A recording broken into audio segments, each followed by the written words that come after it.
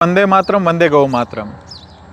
खास तो जो लंपी के विषय में ये तीसरा वीडियो हम बनाने जा रहे हैं, तो लंपी को अति गंभीरता से लेने की ज़रूरत है। इस बार म्यूटेंट वर्जन है, बहुत सारी जगह पे दिक्कतें शुरू हुई है। मेरी एक विनती है कि जो हमने पहले प्रोटोकॉल बताए थे कि गौकृपा अमृतम छिड़कना, तो बहुत सुंदर परिणाम मिले हुए। औषधि हमारी हम देते, वहाँ से भी परिणाम मिले हैं। तो फिर से मैं कहता हूँ कि गाय माता ने हमें पाला है, हमें उनको इस गंभीर समस्या से भागना नहीं है, उनकी सेवा बढ़ानी है। बहुत जगह से बहुत दुखद समाचार आ रहे हैं, कोई दूध फेंक रहा है, कोई दूध खरीद नहीं रहा है। तो मैं फिर से कहता हूँ, सगी माँ 1 साल दूध पिलाती है, बाकी 99 साल हमें ये पालती है। तो अभी हमें उनके साथ खड़े रहने का समय है। तो बिल्कुल भागे नहीं, उनके सेवा में और लग जाए और हमें और सेवा बढ़ा देनी है। तो मैं किसान मित्रों को एक बार और बहुत लोगों की डिमांड थी कि हम इन औषधियों का लिस्ट बताएं। तो बिल्कुल हमें कोई भी चिंता का विषय था ही नहीं कि औषधि का लिस्ट बताने में कभी भी। लेकिन क्या है कि कोई औषधि गर्म होती है तो उसको घी में प्रोसेस करना थोड़ा जटिल कार्य था। लेकिन आज मैं बिल्कुल फिर से प्रोटोकॉल बताता हूँ और आज सभी किसान मित्रों और गौ भक्तों को ये लिस्ट बताने जा रहा हूँ। तो इसको अभ्यास करके ज़रूर अपने अपने एरिया में इस प्रक्रिया से गौ माता की सेवा करेंगे तो लंपी से बड़ी मात्रा में रिलीफ मिलता है। तो मैं फिर से कहता हूँ कि क्या करना है, जहाँ पे अपना गौकृपा अमृतम है हर रोज़ छिड़कना है। जिन गौ माता को है और नहीं है उन वाड़ों में और गाय के ऊपर, जिनको है उनके ऊपर ज़्यादा छिड़क के, जो आप नीम का धुआं करेंगे, गोबर के कंडे का धुआं करेंगे, उसकी भस्म छिड़क दीजिए। और जो हमारी औषधि है वो 200 ग्राम पर डे दे सकते हैं। जो छोटे बच्चे इनको 100 से 150 ग्राम दे सकते हैं। लेकिन जो 80% तक जिसको तकलीफ है वो रिवाइव होगी, जो नहीं है उसको फैलेगी नहीं। पर जो बहुत तकलीफ में है उसमें रिवाइव होना मुश्किल है। शायद ऐसा भी हो सकता है कि 1000 में से 1-2 गाय को ज़्यादा असर हो। लेकिन मैं आपको आज वो लिस्ट बताने जा रहा हूँ, वो औषधि के विषय में। आइए अपन बातें करते हैं। आइए, जो पेड़ दिख रहे हैं ये पारिजात का पेड़ है। तो कभी भी ऐसा मतलब आपको घाव लगा है गाय माता को, इसका पत्ता भी लगा सकते हैं, इनको खिला भी सकते हैं। लेकिन आज हम औषधि के विषय में करेंगे कि कैसे इसको उपयोग करना। जैसे आप औषधि का लिस्ट में पहला नाम देखेंगे वो मोरिंगा है, सरगवा, जैसे हमने पहले दिखाया था मोरिंगा। तो सहजना बोलते हैं इसको, शेवगा बोलते हैं, सरगवा बोलते हैं, ड्रम स्टिक बोलते हैं। उसके पत्ते बहुत ही न्यूट्रिशन वाले होते हैं। इसके अंदर माइक्रो न्यूट्रिशन और मैक्रो न्यूट्रिशन और विटामिन्स होते हैं। तो बिल्कुल उसका उपयोग हमने इस औषधि में करा हुआ है। इसकी मात्रा भी आपके लिस्ट में मैं दिखाऊंगा तो बिल्कुल देख सकते हैं। इसके अंदर जीवंती है। जीवंती ऐसे बेले वाली पत्ती वाली सब्जियों में सबसे दुनिया की श्रेष्ठ बोली, वो जीवंती भी इसके अंदर डाली है, जिसका बहुत गुण गाय माता को मिलता है। शतावर है इसके अंदर। तो शतावर तो बिल्कुल उसकी प्रकृति को ठंडक करती है, उसको इम्यूनिटी बढ़ाती है। तो शतावर भी हमने इसमें डाली हुई है। गिलोय का भाई बहुत बड़ा रोल है, जो इम्यूनिटी बढ़ाने के लिए काम करते हैं। ये वायरस को हम रोक नहीं सकते, हमारी गौ माताओं की रोग प्रतिकारक शक्ति बढ़ा सकते हैं। तो इन औषधियों का जो हम वर्णन कर रहे हैं, ये रोग प्रतिकारक शक्तियाँ बढ़ाने के लिए बहुत ही काम करती है। इसी प्रकार इसके अंदर हल्दी का उपयोग करा हुआ है। तो हल्दी भी बहुत इम्यूनिटी के लिए काम करने वाली है। तो आज मैं टकावारी सबके साथ में बताने के लिए जा रहा हूँ कि क्या क्या टकावारी है। आज मैं सभी को, आप जो लिस्ट देख सकते हैं इसके अंदर परसेंटेज लिखा हुआ है। देखिए, मोरिंगा पाउडर, जो छोटे वाले जो पत्ते होते हैं अच्छे से, जो सॉफ्ट वाले, उन पत्तों का पाउडर है वो 15% उपयोग हुआ है। जीवंती 3% उपयोग हुआ है। विदारीकंद, उसका भी बहुत बड़ा रोल है, वो 5% उपयोग हुआ है। मेथी पाउडर 5% है। शतावर पाउडर 5% है। काला नमक 1% है। विदारा पाउडर 1% है। वरियाली पाउडर 1% है। गिलोय पाउडर 5% है। कड़ी पत्ता 1%। उदुम्बर का पाउडर, गुल्लर का फल का पाउडर 3%। शंखपुष्पी पाउडर 1%। आंवला चूर्ण 3%। धाना चूर्ण 1%। हल्दी चूर्ण 3%। ब्राह्मी चूर्ण 1%। करियातू चूर्ण 1%। गोक्षुर चूर्ण 1%। बला चूर्ण 1%। पुनर्नवा चूर्ण 1%। भुई आंवला चूर्ण 1%, जो लीवर के लिए दुनिया का सबसे बेस्ट टॉनिक में से एक कहा जा सकता है। वो पुनर्नवा और भुई आंवला दोनों बहुत ही काम करता है उसके लिए। जेठी मध चूर्ण 1%।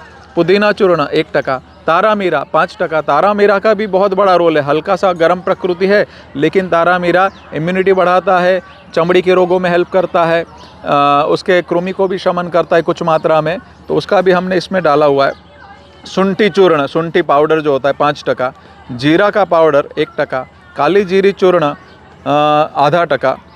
वावडिंग पाउडर 1%। अश्वगंधा पाउडर 1%। मरी चूर्ण आधा टका, लविंग चूर्ण आधा टका, तज चूर्ण तेज पत्ता आधा टका, सोया बाइकार्बोनेट पाउडर जो बाहर मार्केट में मिलता है वो 2 टका, मिनरल इसमें चिलेटेड उपयोग किया है अच्छी गुणवत्ता का जो एब्जॉर्ब अवेलेबल स्वरूप में होता है वो हमने 20 टका डाला हुआ है, सामुद्रिक नमक 1 टका, सेंधव नमक 1 टका। तो इस प्रकार की मात्रा आप बिल्कुल अपने उसमें उपयोग कर सकते हैं।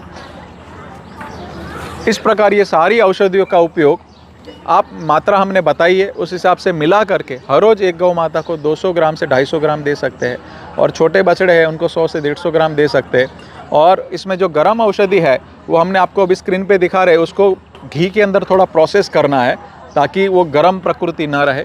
इसके अंदर उसकी चमड़ियों के रोगों की औषधि है, इसकी इम्यूनिटी बढ़ाने के लिए है, बुखार के लिए है, सूजन के लिए है, पाचन के लिए है। पाचन बहुत ज़रूरी है, तो पाचन अच्छे से हो जाता है तो उसका भी औषधि हमने इसमें डाला हुआ है। तो और ये कुछ औषधि ऐसी कि जिसकी प्रकृति बहुत गर्म है, उसको घी में थोड़ा आप सातल लीजिए, घी के अंदर थोड़ा सा हल्का सा उसको फ्राई कर दीजिए। शुंठी पाउडर है, जीरा चूर्ण है, काली जीरी चूर्ण है, वाउडिंग चूर्ण है, अश्वगंधा चूर्ण है, मरी का काली मिर्च का चूर्ण है, तज का चूर्ण है। इन सभी को घी में प्रोसेस करके चूर्ण बना के जो बाकी की औषधि है उसको प्रोसेस करने की ज़रूरत नहीं है, उसके अंदर मिला करके अच्छे से उपयोग कर सकते हैं।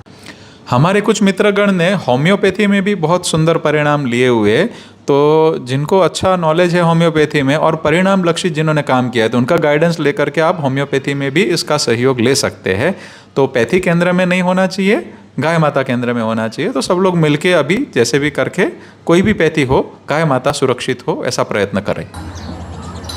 ये सारी औषधियाँ आप रेगुलर भी खिला सकते। हम लोग कई समय से खिला रहे, कई साल से खिला रहे, तो गाय माता की इम्यूनिटी अच्छी रहती है, आंचल के रोग कम लगेंगे, उनको मतलब इनफर्टिलिटी का इश्यू कम आएगा। तो ये सारी औषधि हम लोग रूटीन उपयोग करते हैं, सिर्फ लंपी के विषय में ही नहीं, तो उनका दूध में गुण उतरेगा, उसके घी में दूध में सभी गुण उतरेंगे, उनका स्वास्थ्य अच्छा रहेगा, बच्चे का स्वास्थ्य अच्छा रहेगा, और हमारा स्वास्थ्य भी ऐसा दूध पीने के बाद बहुत अच्छा रहता है। तो बिल्कुल इन औषधियों को आप बना सकते हैं। और ये औषधियाँ निर्दोष औषधियाँ का समन्वय ऐसा कह सकते हैं कि जो गर्म प्रकृति उसको घी में प्रोसेस किया और कई साल हमने अनुभव कर चुके हैं, तो बहुत सुंदर परिणाम है। इसी प्रकार नंदी के अंदर थोड़ा ऐसा कह सकते हैं कि 5 से 10 ग्राम अश्वगंधा थोड़ा का चूर्ण ऐड कर सकते हैं। जब भी गर्मी की सीज़न है तब वो आप 2-3 ग्राम पे ला सकते हैं, उसको और ज़्यादा अच्छे परिणाम मिलेंगे। बाकी औषधियाँ तो सेम रहेगी सबके लिए। गर्भिणी गाय को भी बहुत अच्छे से दे सकते हैं, तो गर्भ ठहराने के लिए ये मदद करता है, उसका हमने अनुभव किया हुआ है। मैक्रो न्यूट्रिशन और माइक्रो न्यूट्रिशन के साथ में जो मिनरल्स हमने अच्छी गुणवत्ता का उपयोग किया है उसका भी बहुत एक बड़ा रोल होता है। बिल्कुल ये सारी औषधियों का उपयोग आप अपने वहाँ पे बना के भी कर सकते हैं। हमारे पास मंगवाना है तो भी बिल्कुल हमारे से मंगवा सकते हैं, लेकिन अभी सेवा बढ़ा दीजिए। हरा चारा अच्छे से उपलब्ध कराने का प्रयत्न कीजिए। हरा चारा के अंदर बहुत ही अच्छे मिनरल्स होते हैं। मोरिंगा आपके आजू बाजू अगर है, ड्रम स्टिक, सरग व सहजना, उसके भी हरे पत्ते गाय माता को हर रोज़ खिलाइए। अभी सेवा बढ़ा दीजिए। मेरी एक ही विनती है, दाना बनाना है तो दाना भी गुणवत्ता वाला खुद बनाइए, क्योंकि बाहर बहुत मिलावट वाला दाना आता है, तो उसके अंदर 30% कोई भी चुनी ले सकते हैं, उड़द, मूंग, तुवेर, कुछ भी। 30% आप कोई खल ले सकते हैं, इसमें नॉन बीटी कपास का खल कोई ले सकते हैं, कोपरा ले सकते हैं, सरसों का ले सकते हैं। उसी प्रकार 30% के अंदर मक्का है, गेहूं के ऊपर का चोकर है, उसी प्रकार जौ है, ऐसे कॉम्बिनेशन ले सकते हैं। और थोड़ा गुड़ मिला के अच्छा दाना बनाइए, अच्छा चारा परोसिए, साफ़ सफाई बहुत अच्छे से रखिए, नीम का धुआं करिए ताकि अच्छा उसको धुआं रहेगा तो मक्खी मच्छर कम काटेंगे, फैलेगा कम। मैं एक बात और कहना चाहता हूँ, देखिए बहुत ही कम समय के अंदर बहुत सारे राज्यों में फैल चुका है, तो ऐसा नहीं है कि ये वायरल नहीं है, हम आइसोलेट कर जाएंगे, आइसोलेट करेंगे तो सब समाधान हो जाएगा। वो एक ठीक है प्रक्रिया, लेकिन इम्यूनिटी बढ़ाना बहुत ज़रूरी है। तो सभी लोग अभी सेवा बढ़ा दीजिए गौ माता के विषय में। हमने पहले की वीडियो में भी बताया है कि इतनी गंभीर तकलीफ़ में भी हमारी गौशाला में इन औषधियों और अच्छी थोड़ी बहुत ऐसा कह सकते चारे के व्यवस्थापन से हम लोग ने गाय माता को अभी तक हम बचे हुए। आइसोलेट नहीं किया, 3 गाय को असर पहले आया था पहले साल भी, तभी भी हमें उसमें से सेफ्टी मिली हुई थी, बचाव रखा हुआ था। कच्छ में दीपक भाई ने बहुत ही अच्छा कार्य किया हुआ है, इसके द्वारा उनके वहाँ पे कंट्रोल किया, काफ़ी लोगों को लाभ भी मिला है। उसी प्रकार नीलकंठ भगत जी है, उसी प्रकार पावापुरी विभाग है, उसी प्रकार कई गौ भक्तों ने इन औषधियों से बड़े प्रमाण में, अभी तक हमने 25,000 से ज़्यादा गौ माताओं के अंदर इस विषय में काम कर चुके हैं। जिनको करना है यहाँ से गाइडेंस बिल्कुल मिलेगा निःशुल्क, और यहाँ से हम लोग बिल्कुल 130 रुपये किलो ही औषधि देते हैं, और ख़ुद बनाना है तो ये घर पे भी आप बना सकते हैं। तो बिल्कुल हम आपको फिर से एक बार विनती करते, और सेवा बढ़ा दीजिए। और गाय माता के साथ में सभी को, शहर वाले हो चाहे गांव वाले हो, गाय माता के द्वारा ही देश हज़ारों साल एकदम श्रेष्ठ रहा है। अभी हमें खड़ा रहना है और सेवा बढ़ा देनी है। वंदे मातरम, वंदे गौ मातरम। बहुत बहुत धन्यवाद।